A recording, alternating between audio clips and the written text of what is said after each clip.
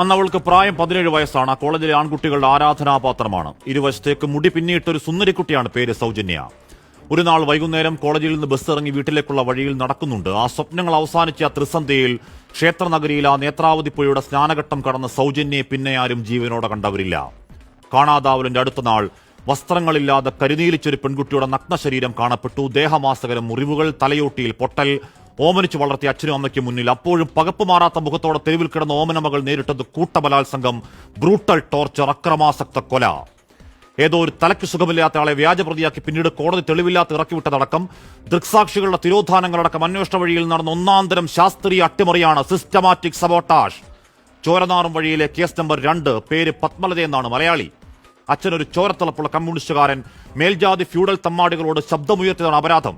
ആ കൂട്ടുകാരികൾക്കൊപ്പം കോളേജിലേക്ക് പോയ 17-കാരിക്ക് വീട്ടിലേക്കൊരു മടക്കമില്ല. അന്വേഷണത്തിന്റെ ആശങ്കയുടെ 50-ാം നാൾ നേത്രാവതി പുഴയിൽ പൊങ്ങി വസ്ത്രങ്ങളില്ലാതെ കാലുകൾ കൂട്ടിക്കെട്ടിയ ഒരു പെൺകുട്ടിയുടെ അസ്ഥികൂട സമാനം ചീർത്ത ശരീരം.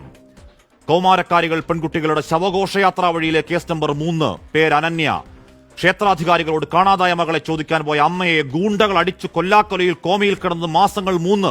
ഇപ്പോഴും അന്ത്യകർമ്മങ്ങൾക്ക് അസ്ഥികൂടമെങ്കിലും താ എന്ന വിലാപത്തിൽ ഭ്രാന്തിയെ പോലെ നടക്കുന്നുണ്ടൊരമ്മ. അധികാര ദൈവങ്ങൾക്ക് അന്ധതയാണ്. പ്രായം തികഞ്ഞതുമല്ലാത്തതുമായ പെൺകുട്ടികളെ റേപ്പ് ചെയ്ത് കൊല്ലുന്നൊരു സീരിയൽ കില്ലർ കഥ പറയുന്ന ഏതെങ്കിലും സിനിമയെ പറ്റി പറഞ്ഞതല്ല. അതിനേക്കാൾ ഭീകരമായ അധർമ്മങ്ങൾ മുടിയഴിച്ചാടുന്ന ധർമ്മസ്ഥല എന്ന ചാവുനിലത്തെ പറ്റിയാണ്.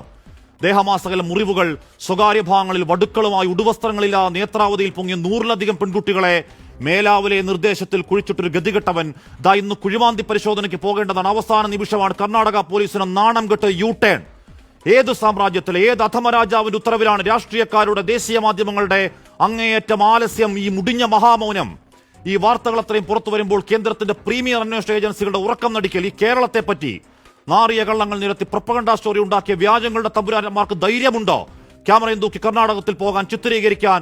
ഗ്യാങ് റേപ്പിൽ കുഴിച്ചുമൂടപ്പെട്ട പെൺകുട്ടികളുടെ കഥ പറയുന്ന ഒരു cinema, the brutally notorious Dharmasthala stories.